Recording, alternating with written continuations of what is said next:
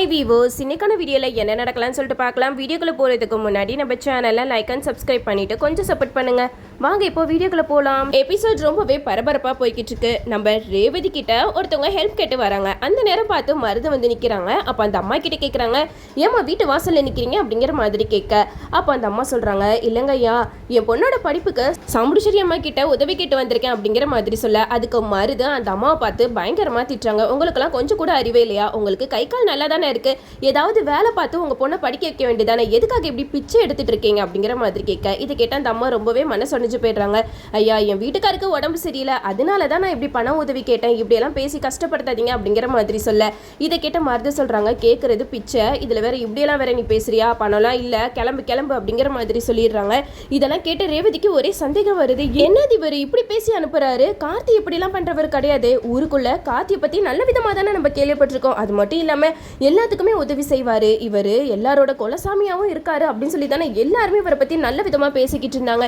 இப்போ என்னன்னா இவர் நடந்துக்கிற பிஹேவியரை பார்த்தா எல்லாமே ஆப்போசிட்டா இருக்கே அப்படின்னு சொல்லிட்டு ரேவதி குழப்பத்துக்குள்ள இருக்கும்போது தான் மருது கிட்ட போய் கேட்குறாங்க, என்ன உதவி கேட்டு வந்தவங்களை இப்படிதான் அசிங்கப்படுத்தி அனுப்புவீங்களா அப்படிங்கிற மாதிரி கேட்க, அதுக்கு மருது வந்து ரொம்ப திமுறா பேசுறாங்க. இங்க பாரு ரேவதி, யாருக்குமே நம்ம பாவம் பார்க்க கூடாது, பாவம் பார்த்தோம்னா நம்ம தான் பாவமாய் நிற்போம் அப்படிங்கிற மாதிரி சொல்ல, அதுக்கு ரேவதி சொல்றாங்க, அவங்க பொண்ணோட படிப்புக்கு தானே உதவி கேட்டு வந்தாங்க, அவங்கள போயிட்டு இப்படி அசிங்கப்படுத்தி அனுப்புறீங்க அப்படிங்கிற மாதிரி சொல்ல, அதுக்கு மருது சொல்றாங்க, இங்க பாரு ரேவதி, இருக்கிறவங்களுக்கெல்லாம் அள்ளி கொடுத்துட்டே இருந்தா அப்புறம் நம்மளுக்கு என்ன இருக்க போகுது அப்படிங்கிற மாதிரி சொல்லிட்டு போயிடுறாங்க.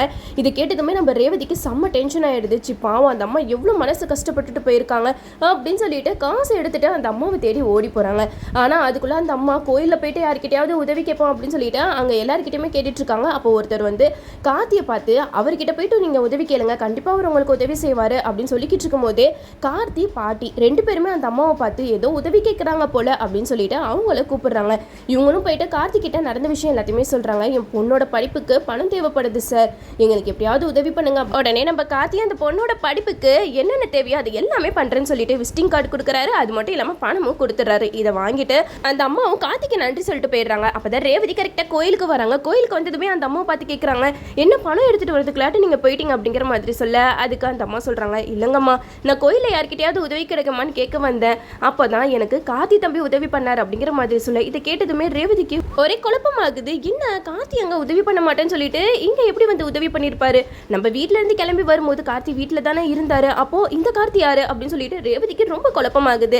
அது மட்டும் இல்லாம அந்த அம்மா கிட்ட கேட்கறாங்க, உங்களுக்கு உதவி பண்ண அந்த கார்த்தி எங்க இருக்காருன்னு தெரியுமா அப்படிங்கிற மாதிரி கேட்க, உடனே அந்த அம்மா, வாமா நான் கூட்டிட்டு போறேன் அப்படின்னு சொல்லிட்டு கார்த்தியை தேடிக்கிட்டு இருக்காங்க. ஆனா எங்கேயுமே கார்த்தி கிடையாது.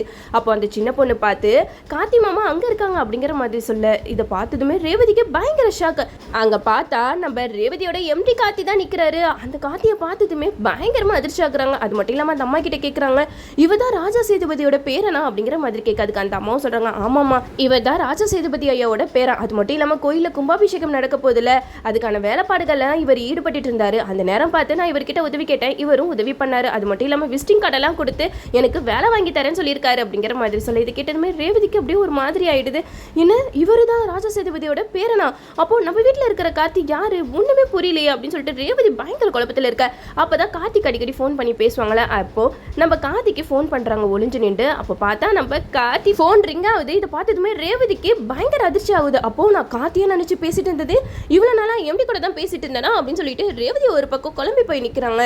இது பின்னாடி ஏதோ ஒரு விஷயம் இருக்கு, எதுக்காக என்கிட்ட எல்லாருமே மறைச்சிருக்காங்க, ஒண்ணுமே புரியலையே அப்படின்னு சொல்லிட்டு நம்ம ரேவதி ஒரே குழப்பத்தில் இருக்க. இந்த சைடு நம்ம பாட்டி வந்து கோயில்ல சாமியெல்லாம் கும்பிட்டு வராங்க. அப்போ ரேவதியை பார்த்து, என்னமா ரேவதி நீ இங்க என்ன பண்ணிட்டு இருக்க அப்படிங்கிற மாதிரி கேட்க, உடனே ரேவதி வந்து பாட்டிக்கு சொல்றாங்க, பாட்டி எனக்கு ஒரு உண்மை தெரிஞ்சாகணும் அப்படிங்கிற மாதிரி கேட்க, அப்போ பாட்டி கேட்குறாங்க, என்னாச்சு கண்ணு, என்ன வேணாலும் கேளு நான் சொல்றேன் அப்படிங்கிற மாதிரி சொல்ல, உடனே பாட்டியோட கையை எடுத்து ரேவதி தலையில வச்சிடுறாங்க.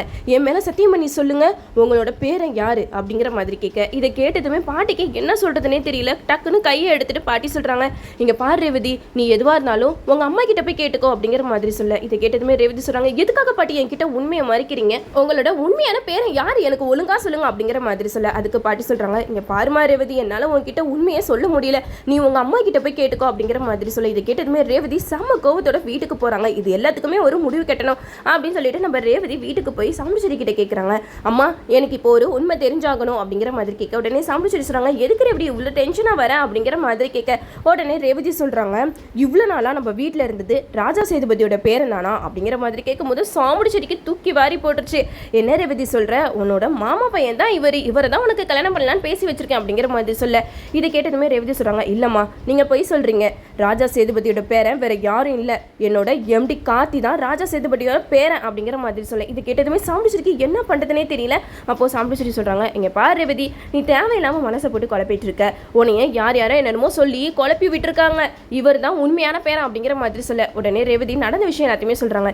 வீட்டுக்கு ஒருத்தவங்க படிப்புக்காக உதவி கேட்டு வந்தவங்கள எவ்வளவு அசிங்கப்படுத்தி அனுப்புனாரு தெரியுமா இவரு ராஜா சேதுபதியோட பேரனா, ராஜா சேதுபதியோட பேரனா, ஊர் மக்கள் எல்லாருமே கஷ்டத்துல இருக்கும்போது அவங்க கஷ்டத்துல பங்கெடுக்கிற ஒருத்தர் தான் ராஜா சேதுபதியோட பேரனா இருக்க முடியும், இவரெல்லாம் அவரோட கால் தூசிக்கு கூட வரமாட்டாரு அப்படிங்கிற மாதிரி நம்ம ரேவதி மருது அசிங்கப்படுத்தி பேசுறாங்க.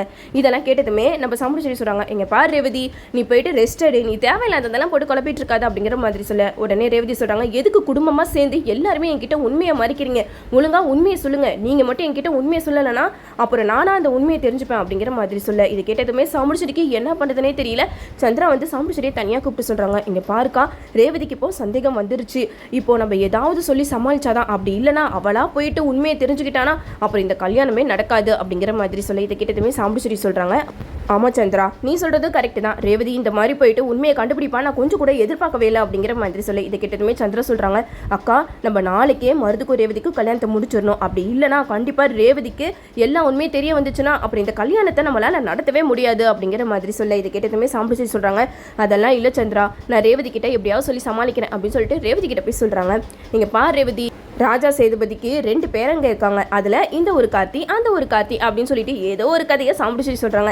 இதெல்லாம் கேட்டதுமே நம்ம ரேவதி சொல்றாங்க, இல்லம்மா நீங்க சொல்றதை என்னால நம்புற மாதிரி தெரியல, நீங்க என்கிட்ட உண்மையை சொல்ற மாதிரி தெரியல, நான் எப்படி உண்மையை கண்டுபிடிக்கணுமோ அப்படி நான் உண்மையை கண்டுபிடிச்சிக்கிறேன் அப்படிங்கிற மாதிரி சொல்ல, இது கேட்டதுமே சாம்பிச்சேரிக்கு என்ன பண்ணுறதுனே தெரியல. அப்போ மருது சொல்றாங்க, அத்தை நீங்க எதுக்கும் கவலைப்படாதீங்க, என்ன நடந்தாலும் சரி நான் தான் ரேவதி கழுத்துல தாலி கட்டுவேன் அப்படிங்கிற மாதிரி நம்ம மருது வந்து சாம்பிச்சேரி கிட்ட சொல்லிடுறாங்க. இந்த சைடு நம்ம ரேவதிக்கு என்ன பண்ணுறதுனே தெரியல. ரோகிணி கிட்ட போய் கேட்குறாங்க, அக்கா நீயாவது என்கிட்ட உண்மையை சொல்லு, உண்மையான ராஜா சேதுபதியோட பேரன் யாரு, என்னோட கார்த்தி எம்டி தானே எனக்கு நல்லாவே தெரியும் அப்படிங்கிற மாதிரி சொல்ல, இது கேட்டதுமே ரோகிணி ரேவதி கிட்ட உண்மையை சொல்ல பயப்படுறாங்க. ரேவதி என்னால் இப்போ உன்கிட்ட உண்மையை சொல்லவே முடியாது, அப்படி நான் உண்மையை சொல்லிட்டேன்னா உன்னோட உயிருக்கே ஆபத்தா முடிஞ்சிருமே அப்படின்னு சொல்லிட்டு ரோகிணியும் உண்மையை சொல்லாம அப்படியே ஏதோ சொல்லி சமாளிச்சிடுறாங்க. இதெல்லாம் கேட்டுட்டு ரேவதி ஒரு முடிவு பண்றாங்க, இல்ல இந்த வீட்டில் இருக்கிற யார் பேச்சுமே நம்ம நம்பக்கூடாது, நம்மளாம் ஒரு முடிவெடுக்க வேண்டியதுதான் அப்படின்னு சொல்லிட்டு நம்ம ரேவதி ஒரு முடிவு பண்றாங்க. அப்பதான் கும்பாபிஷேகத்துக்கு ஒரு பூஜை பண்ணுவாங்க, அதுல ராஜா சேதுபதியோட பேரன் தான் அந்த பூஜையவே பண்ணணும். அப்போ வந்து நம்ம கார்த்தி யாரு அப்படிங்கிற உண்மையை கண்டுபிடிச்சிடும் அப்படின்னு சொல்லிட்டு ரேவதி ஒரு முடிவு பண்றாங்க.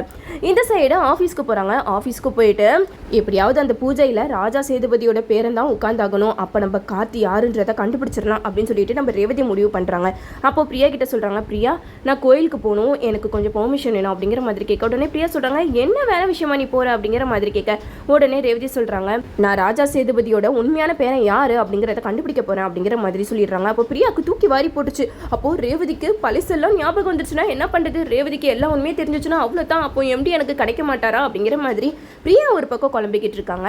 இந்த சைடு நம்ம ரேவதி கோயிலுக்கு போயிடுறாங்க. அங்க போயிட்டு பூஜையில யாடா உட்கார்றா அப்படின்னு சொல்லிட்டு ரொம்ப ஆர்வமா பார்க்கும்போது நம்ம கார்த்தி தான் அந்த பூஜை பண்றதுக்கு உட்காடுறாங்க. இதை பார்த்ததுமே நம்ம ரேவதிக்கு கன்ஃபார்மே ஆயிடுச்சு. அப்போ ராஜா சேதுபதியோட பேரை வேற யாரும் இல்லை, நம்ம எம்டி கார்த்தி தான் அப்படின்னு சொல்லிட்டு நம்ம ரேவதிக்கு எல்லா உண்மையுமே தெரிய வந்துருச்சு. நம்ம ரேவதிக்கு இப்போ என்ன பண்ணுறதுனே தெரியல, எதுக்காக என்கிட்ட உண்மையை மறைக்கணும் அப்படின்னு சொல்லிட்டு ரேவதிக்கு மண்டையெல்லாம் வெடிக்குது. அது மட்டும் இல்லாமல் வீட்டுக்கு விறுவிறுன்னு போகிறாங்க. அங்கே போயிட்டு செம்ம டென்ஷனில் உட்காந்துருக்காங்க. அப்போ தான் பீரோவில் ஏதோ ஒரு பொருளை தேடிட்டு இருக்கும் போது நம்ம ரேவதி கார்த்தி கல்யாண ஃபோட்டோ அங்கேருந்து வருது. நம்ம ரேவதி அந்த ஃபோட்டோவை பார்த்ததுமே அவங்களுக்கு தலை சுற்றி போயிடுச்சு. அது மட்டும் இல்லாமல் என்னது இது, இவர் கூட எனக்கு எப்போ கல்யாணம் ஆச்சு அப்படின்னு சொல்லிட்டு அந்த ஃபோட்டோவை வச்சு பார்த்துக்கிட்டு இருக்காங்க. இதோட இந்த ப்ரொமோவை முடிச்சிருக்காங்க. ஒரு வழியாக நம்ம ரேவதிக்கு உண்மை தெரிஞ்சிடுச்சு. என்னதான் இருந்தாலும் சாம்பிச்சேரி ஏதாவது எமோஷனல் பிளாக்மெயில் பண்ணி நம்ம ரேவதிக்கும் மருதுக்கும் கல்யாணம் பண்ணி வைக்கிறதுக்கு என்னென்னமோ பண்ணுவாங்க. ஆனால் கடைசி நேரத்தில் நம்ம கார்த்தி எல்லா உண்மையுமே கண்டுபிடிச்சி சொல்ல தான் போகிறாங்க. நம்மளும் வெயிட் பண்ணி பார்ப்போம். ஓகே வீவர்ஸ், என்னோட ரிவ்யூ உங்களுக்கு பிடிச்சிருந்தா லைக் பண்ணுங்கள், மறக்காம நம்ம சேனலை சப்ஸ்கிரைப் பண்ணிடுங்க.